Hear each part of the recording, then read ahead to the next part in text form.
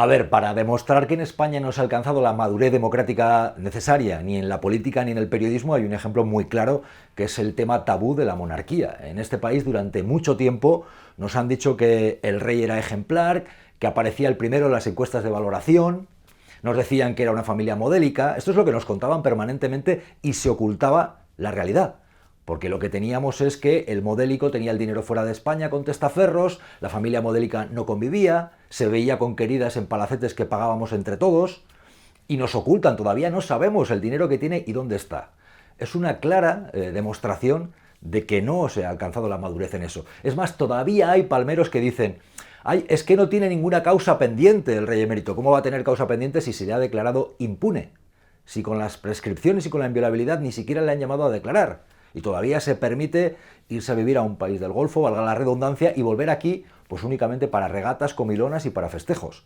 Y hay gente que todavía aplaude. Y hay medios de comunicación que todavía tratan los asuntos de la monarquía y del emérito desde un punto de vista exclusivamente rosa. No se aborda el tema político y no se aborda el tema judicial, porque no interesa y porque es tabú, y porque si lo haces, te castigan. Todavía vivimos en un país que al periodista que se atreve a poner el dedo en la llaga de esto, le castigan, sí. La gente me pregunta mucho dónde está una de las principales amenazas para el mundo en el que vivimos, y está en las redes, en las nuevas tecnologías, que son una oportunidad para lo bueno, pero un enorme riesgo para lo malo. Y sabemos que en nuestro entorno y nosotros mismos dedicamos un montón de horas a los teléfonos móviles. Hay chavales que casi no hablan ya en casa o con los amigos, permanentemente reciben contenido, y ahí hay bueno, malo y regular. Y yo me pregunto, ¿por qué, por ejemplo, si entra un camello en un patio de un colegio y se pone a repartir papelas, o en un patio en una vivienda y se pone a repartir pastillas, sería un escándalo, un riesgo de adicción para los chavales, ¿no? ¿Por qué no se está planteando como algo enormemente serio la adicción que tienen los más jóvenes a los teléfonos móviles, que casi no se relacionan en algunos casos? No quiero decir que sea generalizado, pero es una amenaza tremenda. Y otra reivindicación. Si tenemos un incendio, se recurre a los bomberos. Si hay un problema de salud, se recurre a los médicos. Yo defiendo y rompo una lanza porque el periodismo, que apuesta por la veracidad y por separar el polvo de la paja, la verdad de la mentira, esté más en la red. Al periodista no hay que vetarlo, hay que fomentar que esté con una voluntad de separar la verdad de la mentira en la red, porque la red hoy es el principal caudal de información para el tiempo que vivimos. A veces me preguntan dónde está la principal amenaza para la información y los bulos. Los teléfonos móviles, lo que está circulando en las redes, es un cambio total en el mundo que estamos viviendo. Ahí hay un montón de contenido que está circulando permanentemente. Estamos enganchados a los teléfonos móviles. La gente cada vez consume más contenidos a través del teléfono. Hay chavales que ya casi ni hablan en casa o entre los amigos porque están recibiendo permanentemente contenido a través de los móviles. Y mientras hay políticos que se están preocupando de quitar o poner a periodistas, de censurar, de hacer listas negras, tienen la miopía de no darse cuenta de lo que se está jugando con la tecnología. Con los teléfonos móviles, las grandes tecnológicas o quien quiere colocar determinada desinformación están permanentemente lanzando contenido y tienen control de nuestros datos. Nos retroalimentan con otros que se pueden estar relacionando en torno a bulos porque saben con el algoritmo lo que consumimos y nos proporcionan más. Y yo me pregunto y reivindico el papel del periodista y del que quiere informar con veracidad en todo esto. ¿Por qué? Para intentar aportar contenido de calidad en mitad de todo ese jaleo que es la red donde hay bueno, malo y regular, hay información y desinformación. Yo me pregunto, ¿por qué cuando hay un incendio se manda a los bomberos? ¿Por qué cuando tenemos un problema de salud vamos al médico? ¿Por qué no cuando hay desinformación se incentiva y se protege la labor del periodista? Al periodista no hay que vetarlo, el que tiene un compromiso con la veracidad, con la ciudadanía, debe estar también en la red y debe ser fomentada esa labor periodística, no propagandista, en un tiempo de amenaza absoluta de desinformación, sí, a través de la red. Una de las claves de la manipulación informativa a la que estamos sometidos en el tiempo que vivimos es el dinero público que va a los medios. Hoy hay un montón de medios a nivel nacional, autonómico, provincial, local, que están sustentados por dinero que viene de administraciones públicas, que pagamos entre todos, y no hay transparencia en eso. Es más, es un drama porque veréis que los de la izquierda denuncian lo que se llevan los de la derecha y los de la derecha suelen denunciar lo que se llevan los de la izquierda. Y el uno por el otro la casa sin barrer. No hay transparencia en esto muchas veces, no hay un baremo científico para saberlo, se oculta con determinadas triquiñuelas y por supuesto que hay que saber quién paga la tinta para saber lo que se cuenta y lo que se oculta. Y está ocurriendo más. Y está muy relacionado con esos enjuagues que hay entre el poder político el mediático y el económico, y que pierde de vista que el principal servicio que tiene que ejercer el periodista para la ciudadanía es contarle lo que pasa, no aquello que interesa contar. Una cosa es la propaganda, otra cosa es la información. Y sí, tenemos una amenaza hoy de exceso de propaganda muy vinculado a quienes desde el poder político ponen dinero en determinados medios que no tienen realmente tantos seguidores como para seguir apareciendo, pero están sustentados por dinero que ponemos entre todos. Eso está ocurriendo, por supuesto, que hay quien paga la tinta con el dinero de todos. Se habla mucho de la polarización, pero al final es tener a la gente entretenida para que mientras piensa si la culpa es de unos o de otros, no le arreglan el problema. Es decir, la polarización es una cortina de humo. Es una forma de tener a la gente distraída, incluso cabreada, con que si la razón es del uno o del otro, mientras no le arreglan el asunto. Es decir, estamos viendo tiempos en los cuales, pues, por ejemplo, se culpa al rival político de aquello que se quiere provocar para luego tener una declaración y colgar en las redes por parte del partido que sea, para que sus fieles estén cruzándose acusaciones sin arreglar el problema. La política, lo que estamos viendo ahora mismo, la escenificación, la teatralización en el Parlamento, por ejemplo, que nos cuesta un dineral, pues a fin de cuentas es esto, es tener a la gente entretenida. Y además, muchas veces teatro del malo. Yo si quiero ver una buena obra, me voy al teatro, pago mi entrada y veo actores profesionales.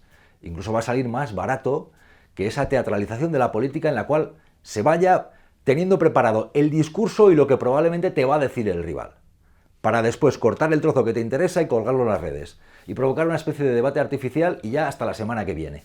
Eso es la polarización, y entre tanto, habitualmente no se arreglan los problemas, o se intenta sembrar cizaña sin ir al fondo de los asuntos, y la política, que cuesta un dinero, está para gestionar fundamentalmente, no para circos.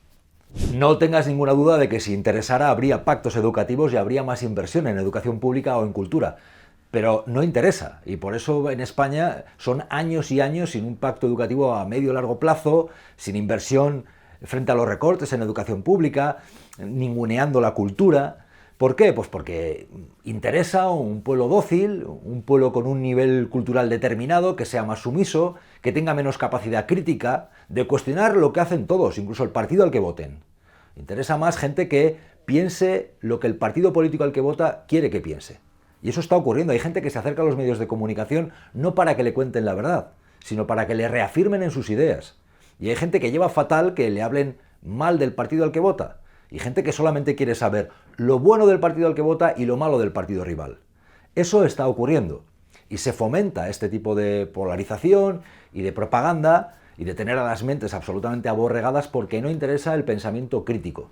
Cuando yo creo que el pensamiento crítico es enormemente positivo y necesario. A mí a veces me han dicho, no, es que eres crítico con lo cual eres siempre pesimista. No, ser crítico es enormemente optimista, porque es señalar lo que está mal para intentar que mejore. Y el periodista y el que tiene un compromiso con la verdad es lo que debe hacer, en un tiempo de polarización y donde hay intereses políticos y económicos que quieren un pueblo sumiso y aborregado. Yo cuento que me han quitado de programas de televisión importantes con gobiernos de distinto signo porque es la verdad y porque además responde a enjuagues e intercambio de favores entre poderes políticos, económicos y mediáticos. Y porque entre gente que está arriba se protegen. Y entre el establishment, por supuesto que hay intercambio de favores y llamadas y pactos y negociaciones. Y se piden cabezas y se entregan cabezas. Y yo lo he vivido. Y lo que te hacen pagar es que puedas tener un programa que ve la gente, porque en mi caso precisamente el castigo no ha sido porque no te veían, no, ha sido porque te veían y porque te podían ver más que a otro. Eso por una parte. Otro por atreverte a poner determinados temas encima de la mesa y que se tratasen, que es lo que debe hacer un periodista. Otro es que efectivamente hay listas en las cuales se te puede considerar inconveniente. No inconveniente por haber mentido, no, yo no tengo una querella ni una condena por mentir, no. Inconveniente porque tratas determinados asuntos relacionados con problemas de la ciudadanía y hay quien considera que eso, bueno, pues puede agitar el gallinero y no interesa. No interesa muchas veces que trates un problema constantemente de la sanidad pública o de los abusos de la banca o de poderes económicos determinados. Y luego interesa y se hace, hay determinados líderes políticos que no respetan la independencia periodística por mucho que se llenen la boca de ello. Quieren periodistas alineados, quieren listas de periodistas y llevan fatal que se cuestione su labor. Y eso lo he vivido y como tal soy consciente de que se me pone en una lista negra. Porque no interesa el periodismo muchas veces, interesa el propagandismo. Muchas veces me preguntan, ¿y cómo se crea un estado de opinión? Pues evidentemente lo que aparece de forma insistente en los medios tiene una enorme influencia. Pero es que ahora hay más, hay una clave muy novedosa y muy peligrosa que es la que tiene relación con los bots, con los trolls, con las redes sociales, con supuestos opinadores que son robots pagados por partidos políticos, por corrientes ideológicas. Hubo un tiempo en el cual había creadores de opinión, contertulios, luego llegaron los influencers. Ahora directamente hay quien con dinero pone a vertir determinadas opiniones a robots y granjas de bots y de trolls y gente incluso que, teniendo cuentas siendo auténticas, están todo el día en determinadas redes pues lanzando insultos, creando determinado estado de opinión que muchas veces está financiado y que muchas veces también es una especie de realidad paralela. Hay gente peleándose por determinado trozo de queso cuando realmente dista mucho de los temas que afectan a la ciudadanía. Pero esos temas que están permanentemente, por ejemplo, en Twitter, y que vemos determinadas grescas que parecen más bien un patio de colegio, o una pelea mala entre delincuentes, o gente que sí, que está en buena lid debatiendo y ya está. Pero muchas veces tiene mucho que ver con, sí, con estados de opinión creados por robots o por gente interesada. Otras no, no digo que sea generalizado, pero esto está ocurriendo y muchas veces está pagado.